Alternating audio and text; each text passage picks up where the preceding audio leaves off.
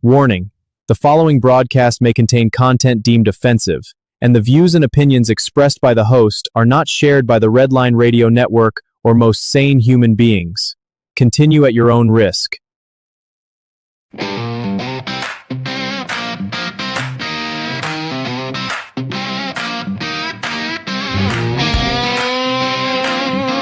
at you on the Redline Radio Network. All right, grab a cold drink, pull up a chair. You're officially hanging with Deez.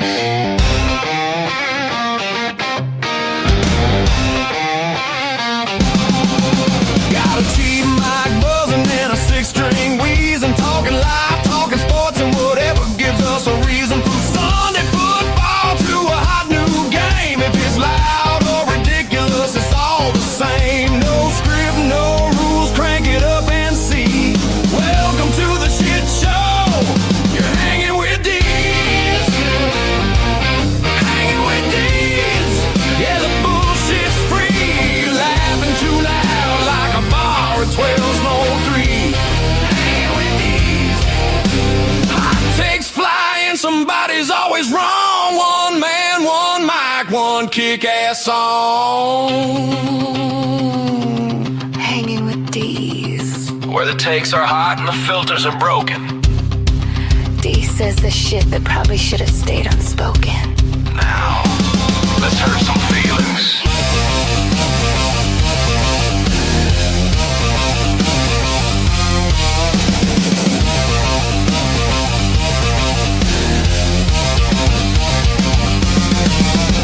Here's Deez.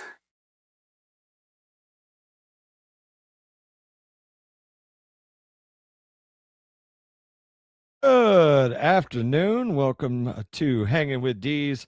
I am, of course, your host, Deez. It is Friday, so we're going to get on here and have a little fun. We are going to talk more about Pat McAfee and the latest stuff in the news there. Not really controversial, but it's definitely causing a stir on the Twitter. And we're going to talk about the Penn State scandal. And then I got some funny news stories. And, of course, true stories of a strip club DJ told by yours truly. And might even have a special story from way back that is both embarrassing and funny. And joining me once again, we have my man, Shane O'Mac. What's going on, folks? What's happening, brother? Live from the ocean in the background. Yeah.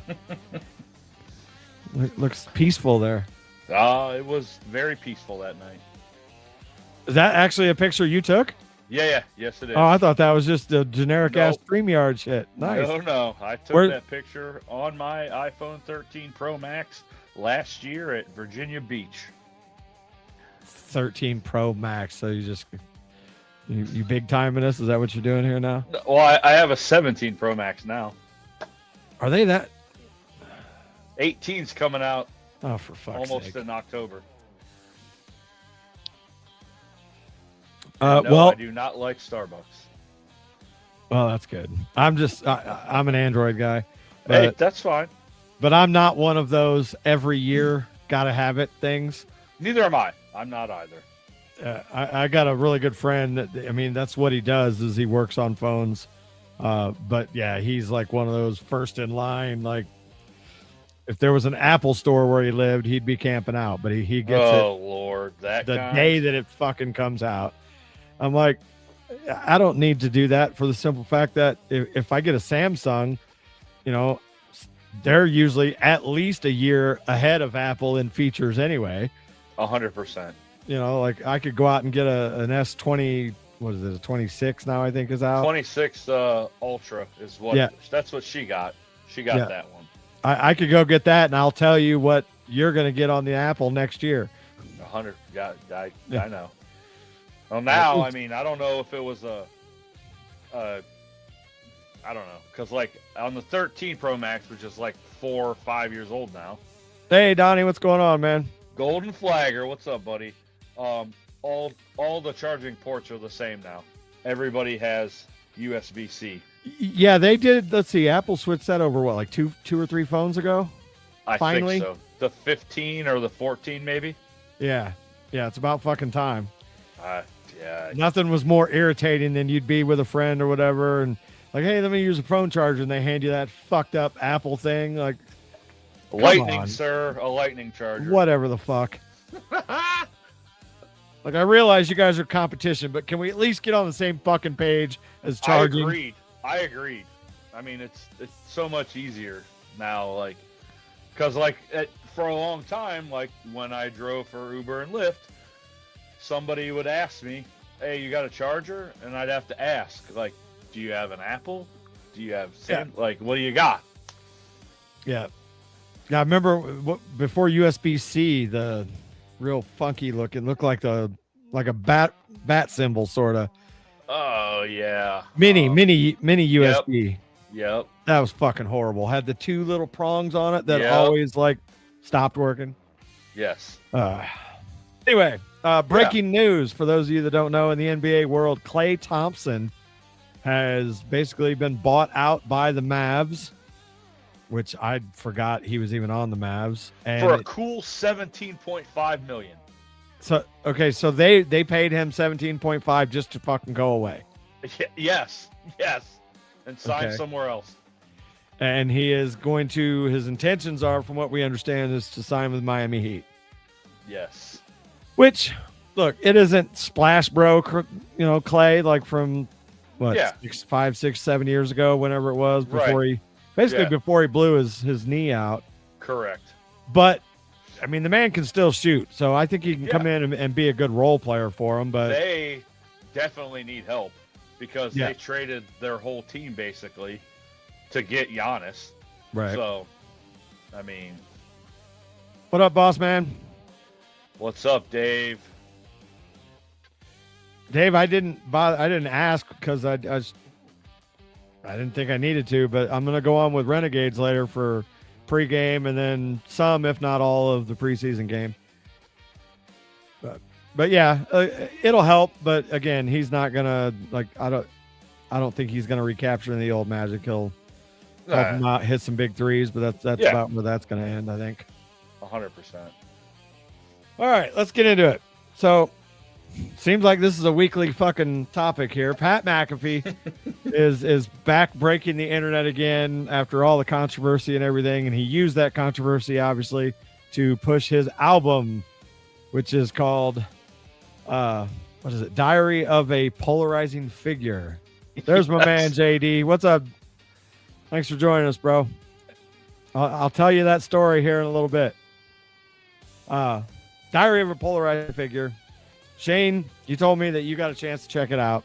I did listen to a few tracks. Let me preface by saying I saw, and we talked about it off air, like he would respond to people tweeting at him with nonsense, and he would respond, and at the end of every tweet, he plugged the album. If that's not like genius, I don't know what is. Like that, like, not to ride this dude's jock, but like Pat McAfee has it going on, dude. Like, has it going on.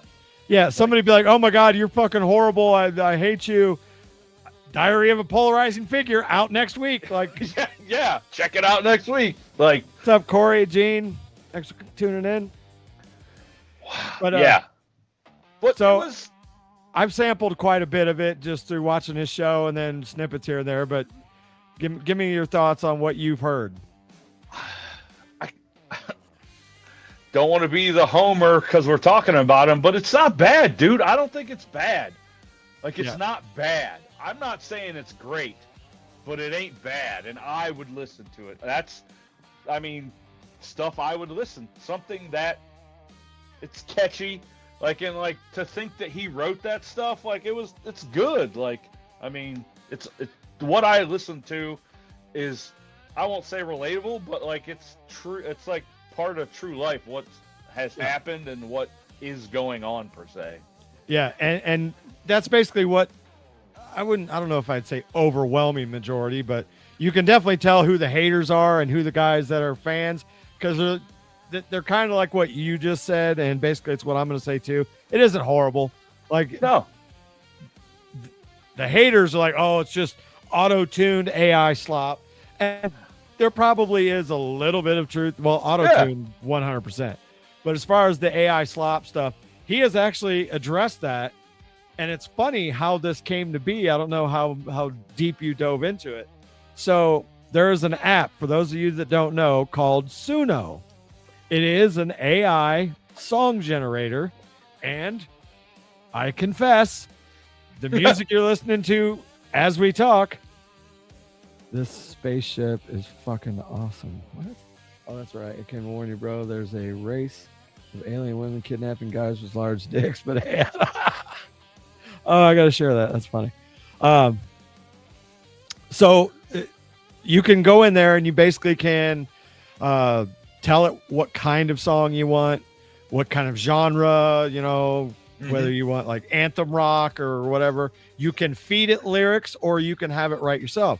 Now, according to Pat, he basically gave it a genre and then put his lyrics in and just kind of worked it through that, but then took it to a studio. Ernest, the country producer and artist in Nashville, with the help of Jelly Roll, they produced it, and that's what we have. So Suno is really cool. Like the main song or the theme song for this show came from Suno.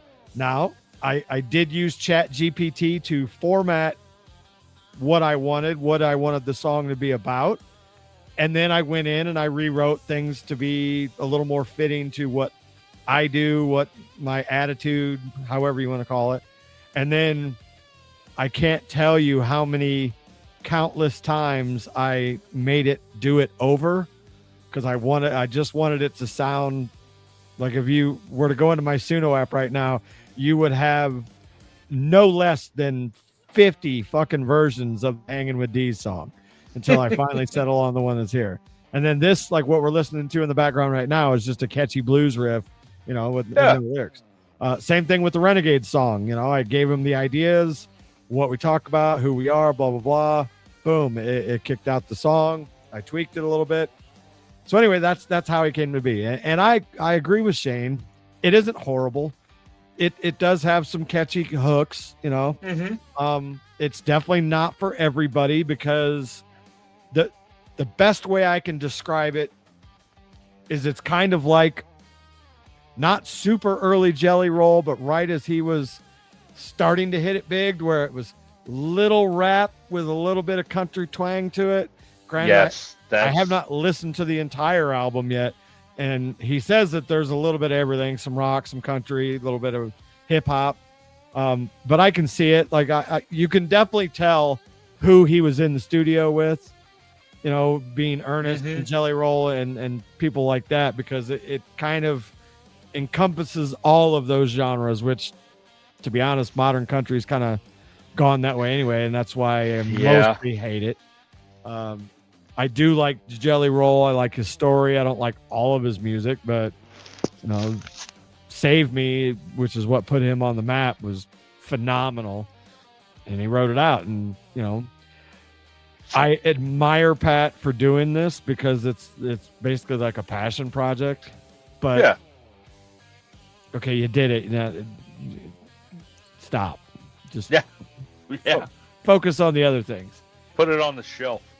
And speaking of other things, he also broke news this week. Well, he didn't break it.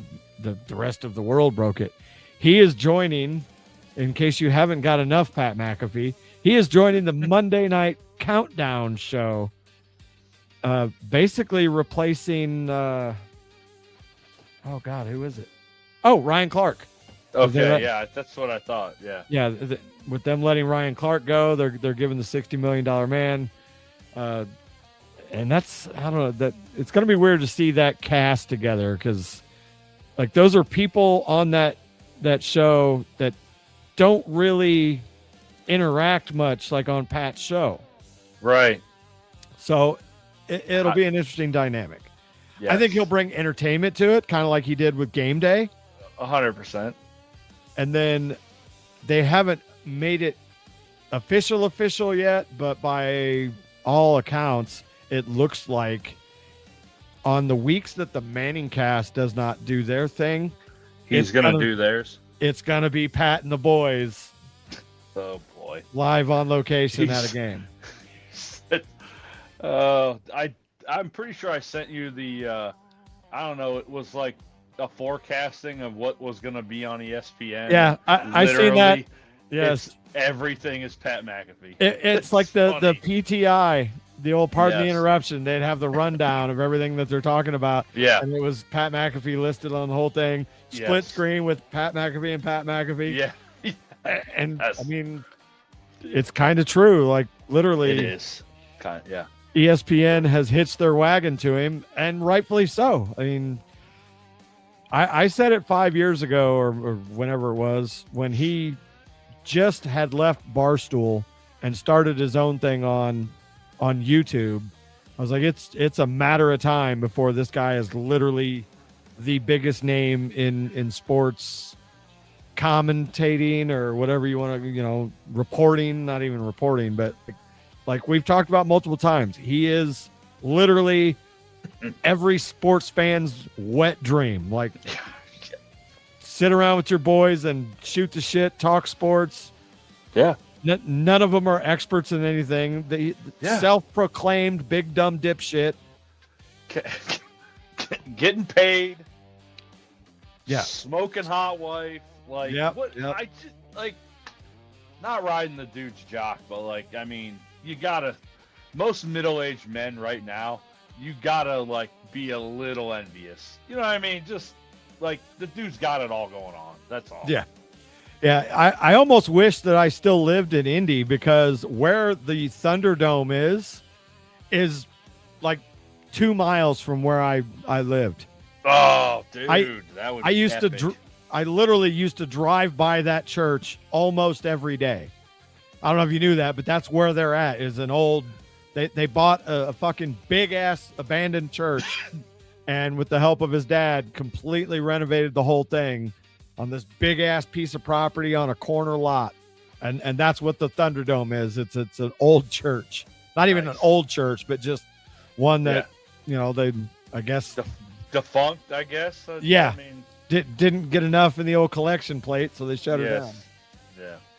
But good on him, man. But yeah, Pat, look, I love you, but leave the music to the musicians. Like, Agreed. but hey, do your thing, man. Like I Yeah. said, they're not all bad. Not all bad at all. Other big news in the sports world. As if they didn't already have enough shit going on still from the old Jerry Sandusky days. Now we have the big drug bust. And I use the term big drug bust kind of loosely. And you'll see why in a minute. At Penn State University. What was your thoughts when you first heard about this? My first thought was, and I'll be very honest, like, probably happens a lot at big campuses. I just think these people got caught. That's what I'm thinking. Like, I read the article and I'm like, I thought to myself, how did they get caught? And you know what I mean? Like, it's still, I mean, it's a lot, but it's not a lot, I think. It's a lot. What? The amount. Oh, no. So first, the how they got caught. Bro. The idiot at Penn State. So those of you that don't know, they started investigating this guy because of some weird transactional happenings going on Venmo. He's literally taking payments for cocaine through Venmo. Like, what are we fucking doing? I guess the way of the world now. I don't know. I mean, I don't know why. I don't know why you would do that ever. So they used this and basically figured out that he was a part of this drug ring. They executed a warrant, and when they busted the place, they found thousands of dollars. I don't remember, like a handgun in a safe, and 8 grams of cocaine. Now, I don't endorse this in any way, shape, or form, but Okay. I used to work in a strip club. I used to have a lot of fun in my youth. And for a lot of people, if you have 8 grams of anything, you're almost out. It's literally not even a quarter of, or I think it's a quarter ounce. That ain't shit. When you consider that an ounce is 28 grams, and then obviously a kilo would be close to, what is it? Close to 4 pounds or 5 pounds, something like. I don't remember the math of it, but anyway, 8 grams isn't a lot, and he got busted for that. Immediately folded and gave up the kingpin, which is a guy from Long Island. Did you do a deep dive into? I did not do a deep dive. So the father of the guy that they busted in Penn State is actually a prominent lawyer in Pittsburgh. And they arrested him for obstruction and things like that because I guess he was trying to cover for his son. But turns out that they would buy their supply from this other, what they would call the kingpin or whatever. And he recruited people that owed him money, like because they knew that this guy had money because he was a cocaine dealer. Yeah. They would borrow money. Like the one guy got involved because he had borrowed $1,500 to take a spring break trip. And to pay that back, he basically turned him into his drug runner. And that's how this thing grew. Oh my goodness. And this kid, here, let me pull this up. You can see, just looking at the picture of it, you immediately know that he's rolling over, like instantly.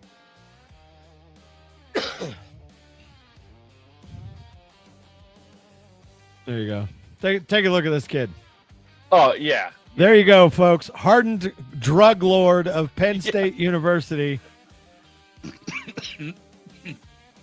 Thomas Robinson. Yeah. And then there's his dad. That's the lawyer that got into a lot of trouble. T-Rob. Yeah. Yeah.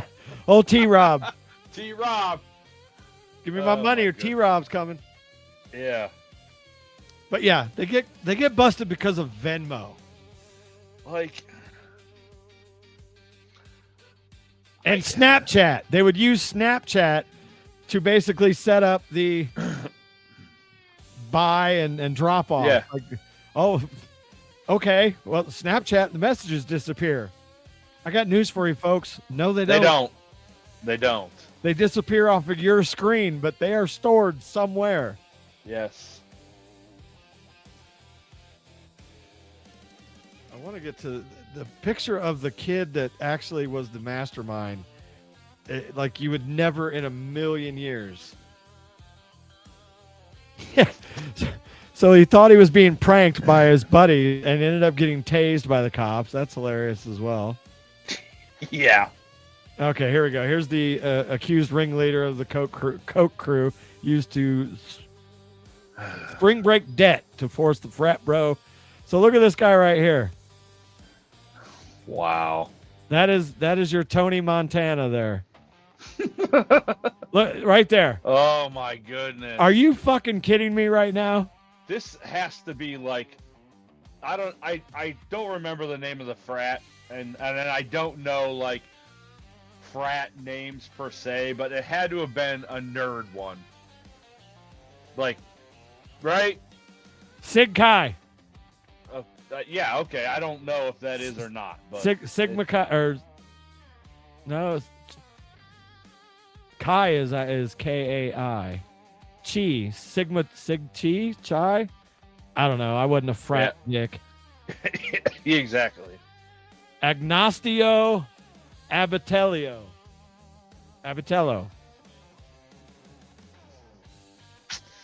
Yeah, Like, if that ain't a wannabe gangster, I don't know what is. correct. So that's the guy that they would buy their kilos off of in New York and then take it to Penn State and sell it off. And this guy over here is the guy that borrowed money to go to the spring break trip, and in order to pay it off became his drug mule. Wow. Now, if that doesn't scream frat douche, I don't know what does. That is the epitome. The epitome. Oh my God, that's hilarious. All right. So yeah, the Penn State parties are definitely going to be not quite as fun for a while.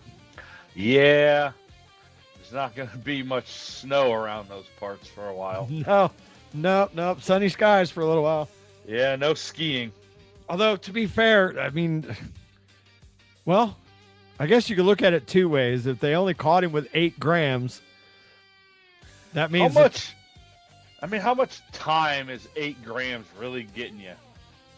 Like, it can't be that much. Well, are you talking about like jail time? Yeah.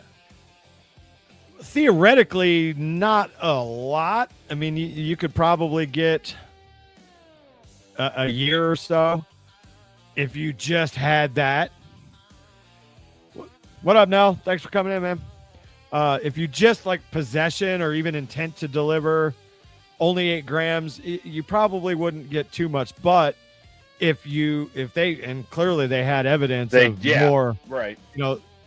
I would imagine that they got that kid in a room somewhere and threatened much bodily harm from large men, perhaps named Bubba.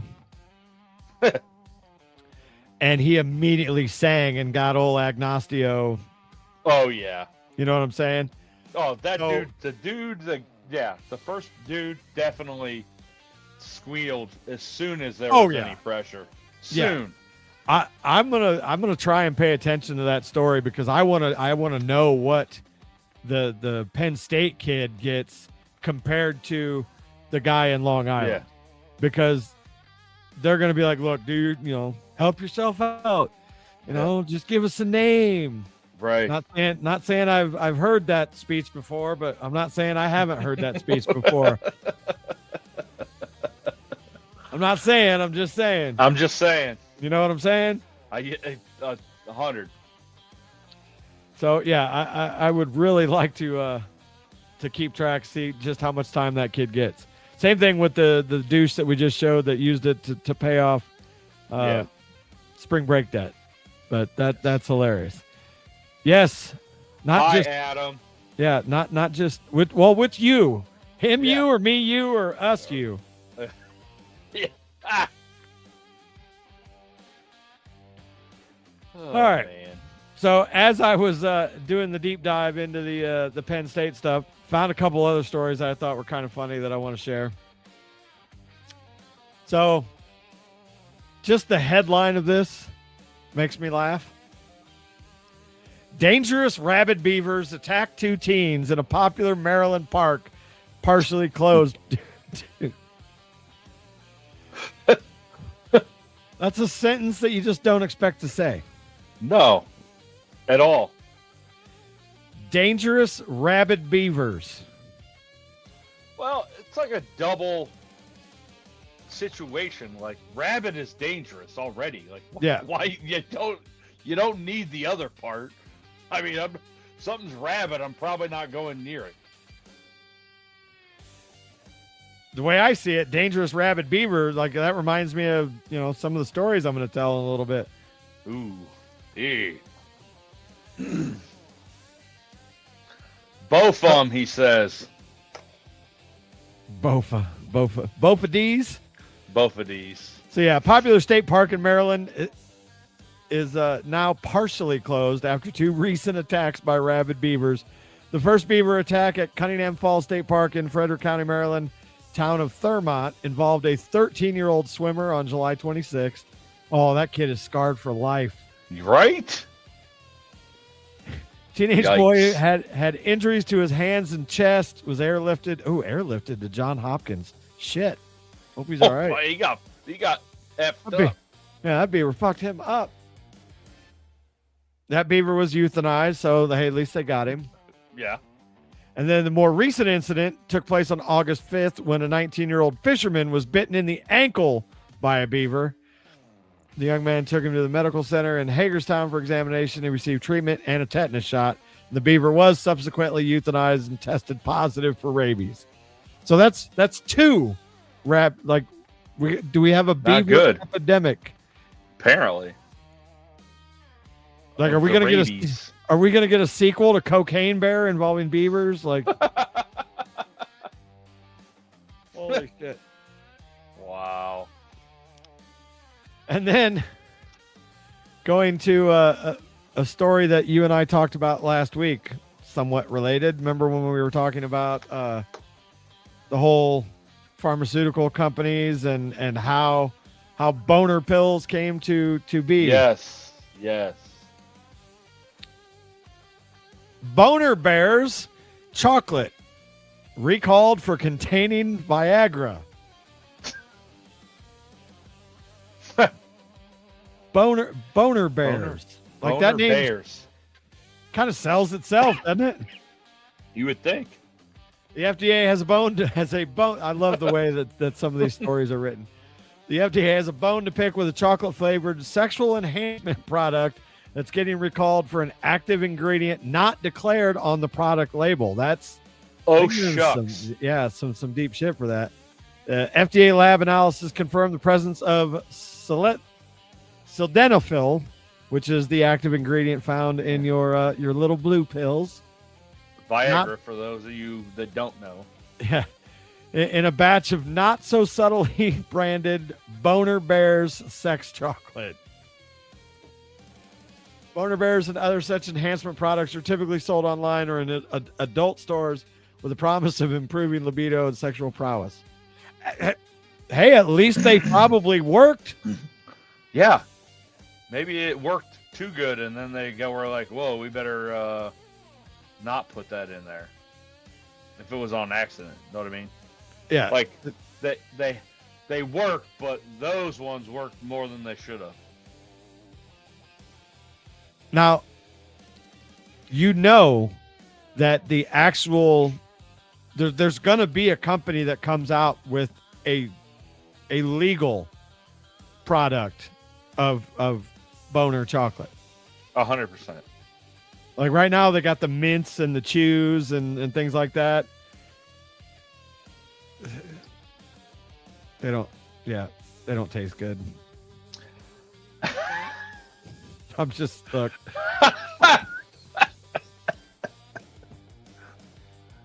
I'm 51, man. I ain't no comment, shame, bro. No comment.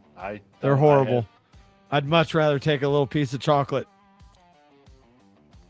I would buy Boner Bears if they were available. Let's just put it that way. Well, there's other options. They don't taste good either. True. I don't know, but they don't taste good. True. We have to do like a comparison review show here one time. I mean, you would think if something says honey that it would taste good. It does not. Okay. Care to elaborate on that little? I did. You said you've had the mints and the whatever. They don't taste good, right? Well, yeah. The honey that I've had does not taste good. That's what I'll say. There's a honey flavor? Yes, that may not be FDA approved. I'm not sure. Don't spit out your water. Were these purchased at a gas station? No, they were not purchased at a gas station. Did you have to fill out an online form? No, no, I did not. Fair enough. All right. So, true stories of a strip club DJ. I meant to have like a whole little video entry to or intro to all this, but I'm lazy and decided to take a nap. So let's do this. So for years, not a lot of time, but I used to live in Indianapolis. My ex-wife was a dancer, and I have been a DJ since, not a strip club DJ, but a DJ since I was like 23 years old. When I moved back, actually before we moved to Indianapolis, she worked at a club here in Illinois. So while she was doing that, I was DJing at a bar literally 3/4 of a mile down the road. Well, we get married, moved to Indianapolis. Long story short, didn't work out. And I moved back, and the first night out with my cousins, we end up going to that strip club just because, you know, I knew people and decided to do that whole deal. And they immediately asked me if I would be interested in being a DJ. So long story short, that's how I became a strip club DJ. Now, first thought that or comments that I normally get from shit like that is, "Oh my God, you must love your job. It's the greatest job ever," right? I don't think it probably is. No, I will not lie. There are perks. Yeah. And they usually come in pairs. Yeah. There is a dark underbelly to it, as I'm sure that many people can figure out. It definitely led me down some roads that I wouldn't have gone down otherwise. Probably led to my incarceration at one point, which that's a story for another day. Actually, it definitely led to it because I was literally leaving that club. Anyway, we'll get into that later. But yeah, the best description I can give it is it's like trying to wrangle wild cats. Like for all of the good that you think about, there's so much drama, so much bullshit that you have to put up with. It's almost not like the money was pretty damn good, so that's cool. Anyway, a couple questions, if I may.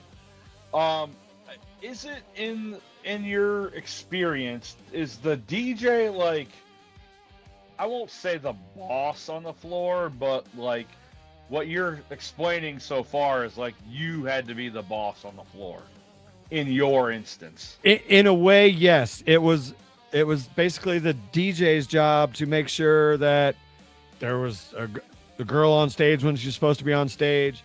They do like the promotions. You're the one that's keeping track of what girl is on right now, when a girl is leaving.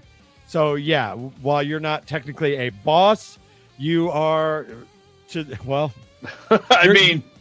you're the ringmaster of the fucking circus. Of the circus. You got it. That's what I was trying to get at. All right. We're good. Yeah. Yeah. Yeah. You are, you're directing traffic. You're doing all this shit. So one of my favorite stories without getting into some of the gross stuff, but eventually we'll do that. We might have to do a Deez after dark for that one. But one of my favorite stories involves a bachelor party. I'm sure many people out there have been to bachelor parties, a strip club. It's usually a time to basically humiliate the shit out of the bachelor. So we had a girl who at one time was a very good friend of mine. Let's just say her name was Lacey, because that's what it was. Total, dime, right? Smoke show, tatted up, all the store-bought bells and whistles. What up, Rye? Anyway, so these idiots come in for a bachelor party. I think there was like 8 of them. Clearly, this was not their first stop of the night.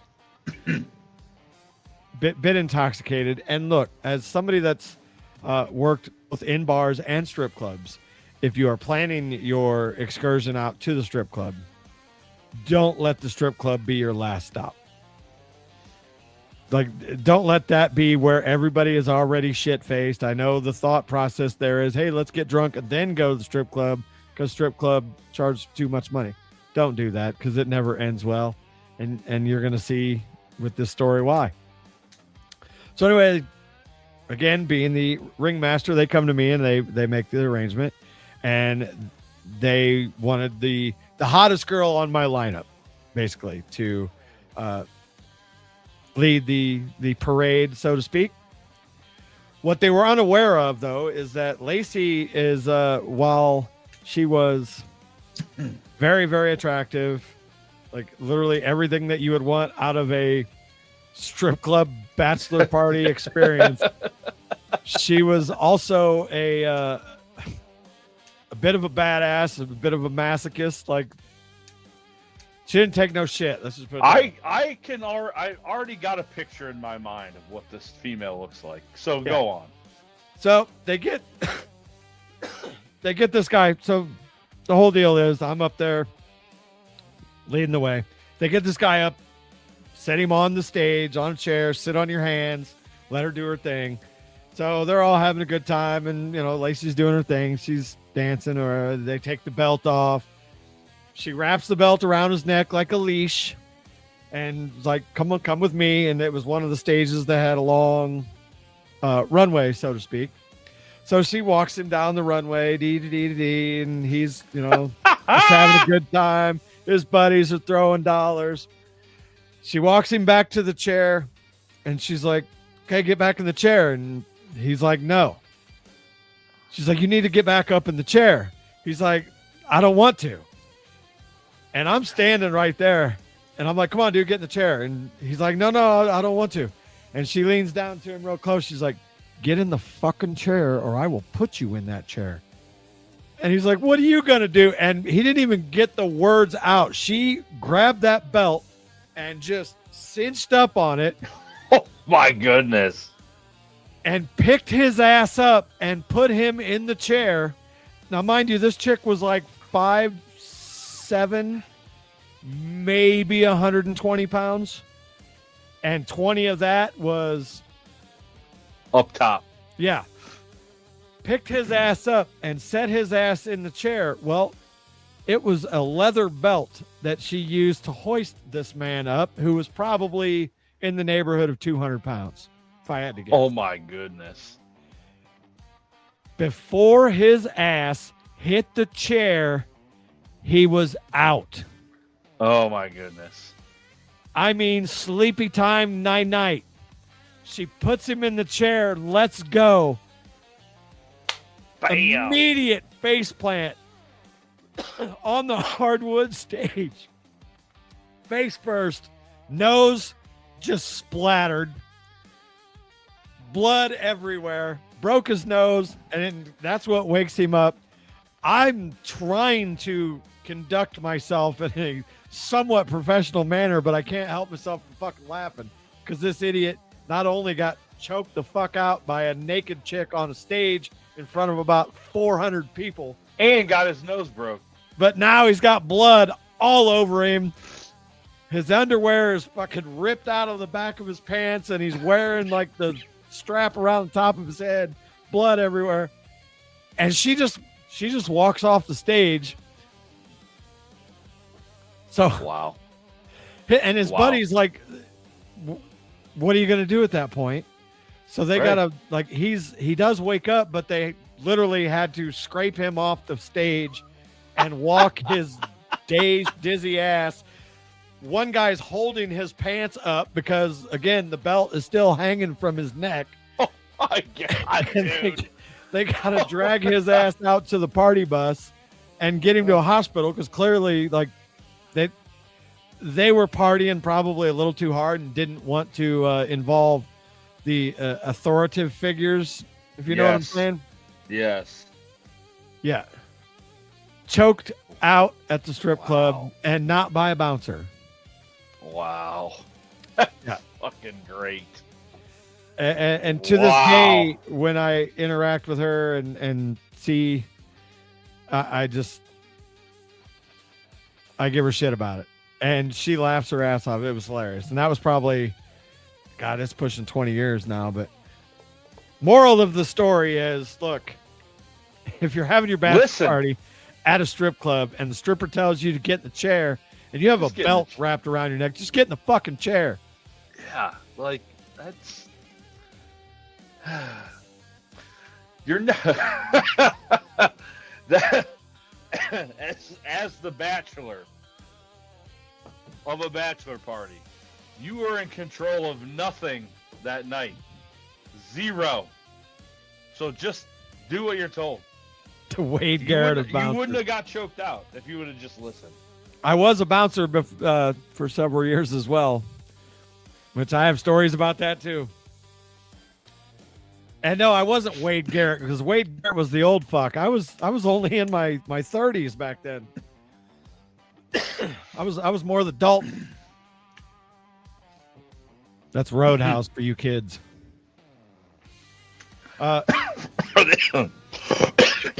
Oh, excuse me. Hopefully my boy JD is out there because he's gonna enjoy this. This isn't a strip club story.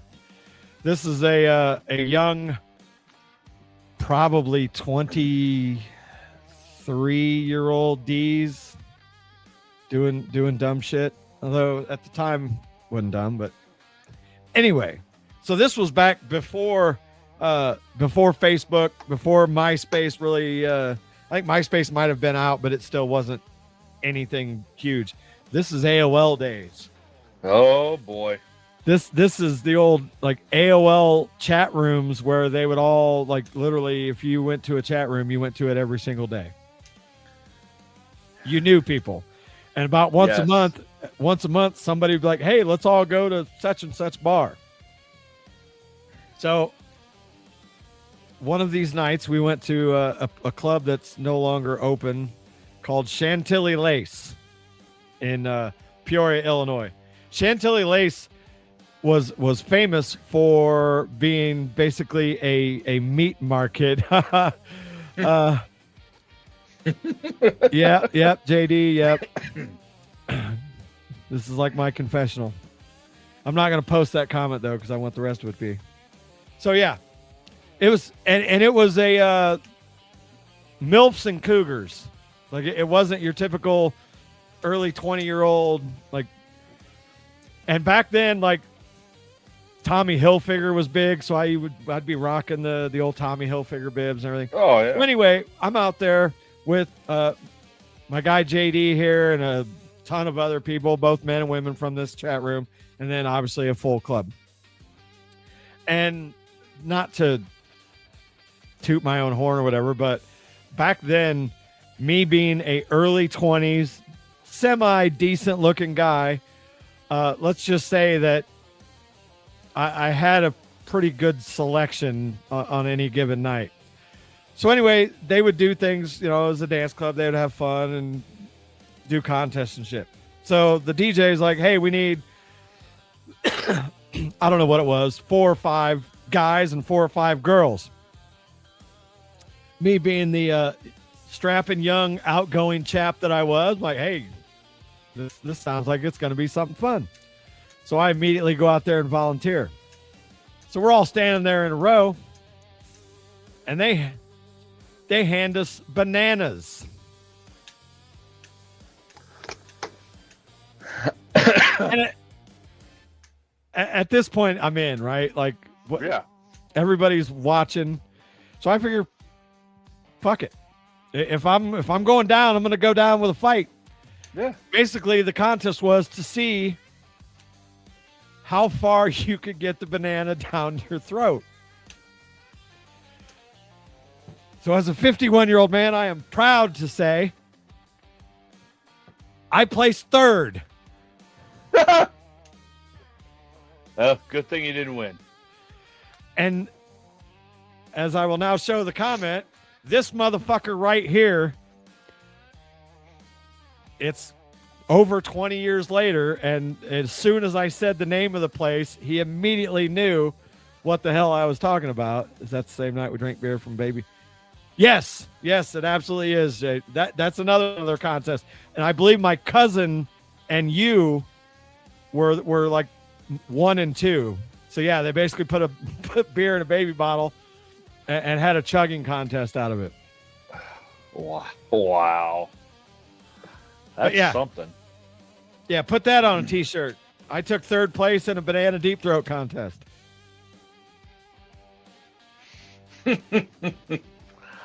Oh, man. Things you learn. But, I mean, the story had a happy ending, if you know what I mean. I'd expect nothing less. Yeah. Yeah, those were the days, man. Oh, excuse me. The amount of fun that you could pull out of those chat rooms just by being an average looking guy with a decent personality, like, holy shit. You ain't that's no shit, right? Definitely not. I actually, I don't talk to said person that often anymore, but I still have contact with the very first, like, friend or girl, if you will, that I ever talked to in an AOL chat room. Let's see. I don't think I really, like, I'm Facebook friends with a few of them. Yeah. Yeah. This guy right here, JD, that's how I met him. And him and I were roommates for a while down in Rantoul, Illinois, the old Chanute Air Force Base.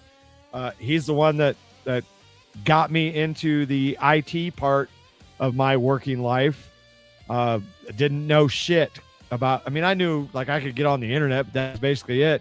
And he used to tinker around and build computers, and they needed somebody to build video editing computers that literally cost. Yeah. This is a true story. I know you're not going to believe this, Shane, but 22, 23-year-old Deez was kind of cocky and arrogant. Never.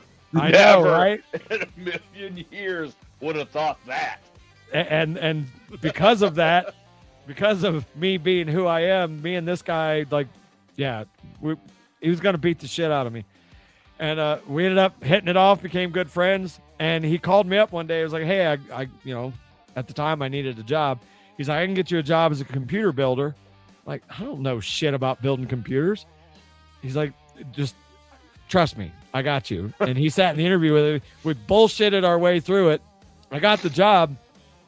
Turns out I was actually kind of good at it. Although I tell people back then a monkey could fucking build it. It was just a matter of figuring out how to make it work right. And that job subsequently led me to another job that he got me after he left that place. He moved to Indiana and got me a job in Indianapolis. That's what took me to Indianapolis.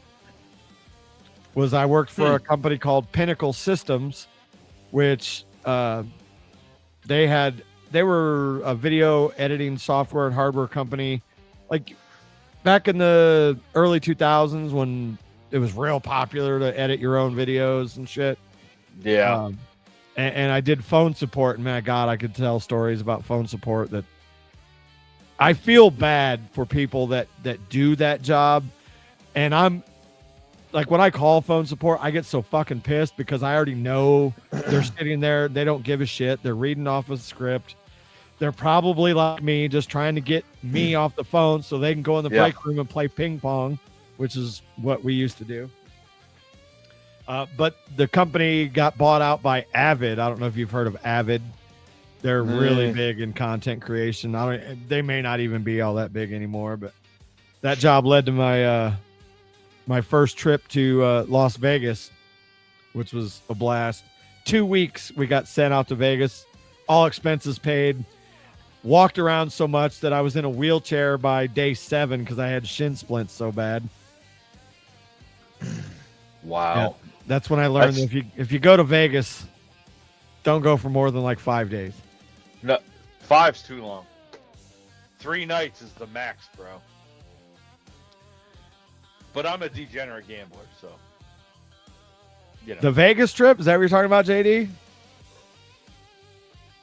Because, yeah, that first week, so the reason that we got sent out there was it was the National Association of Broadcasters, because the company we worked at, it was actually in Champaign, Illinois.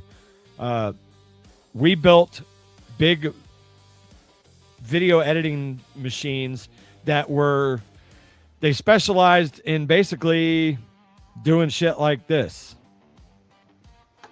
These scrolls and overlays. Yeah. Like, it wasn't nothing major, but at the time, the way technology was, that was a big thing. That was kind of a new technology.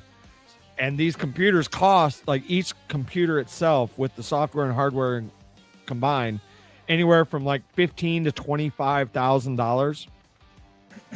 And it wasn't nothing. If I showed you one, it was just a black desktop computer.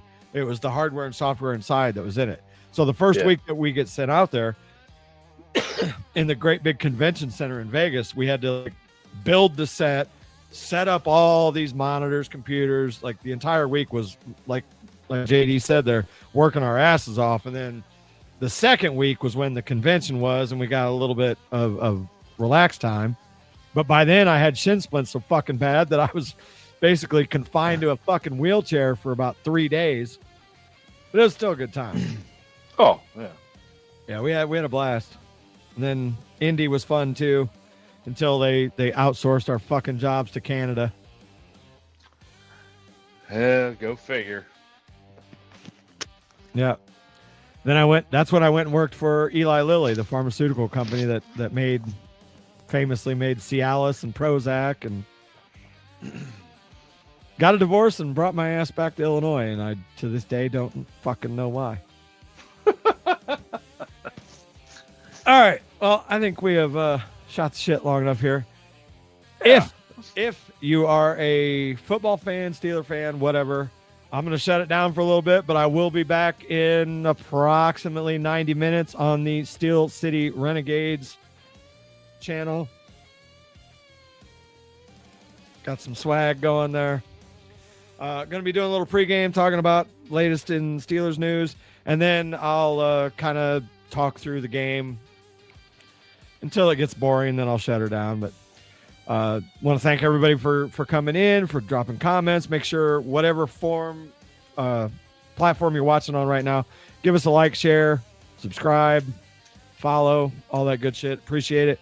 We will be back here probably in a week, maybe sooner, maybe later, who knows. But again, Steel City Renegades special edition coming up here in a little while for the pre-season game. And then tomorrow, you won't be on. I will not be here tomorrow on Unscripted. Unscripted on Redline Radio right here. No idea what the fuck we're going to talk about. But none. Zero. But we'll be here. And then again on Sunday, once again for our normal Steel City Renegades show, coming at you around, I believe, 9 o'clock Central, 10 Eastern. We'll go from there. So again, appreciate everybody stopping by. We'll be back next week.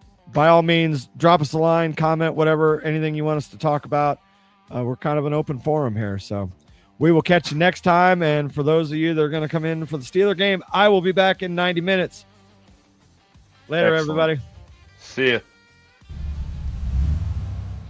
You're watching the Redline Radio Network.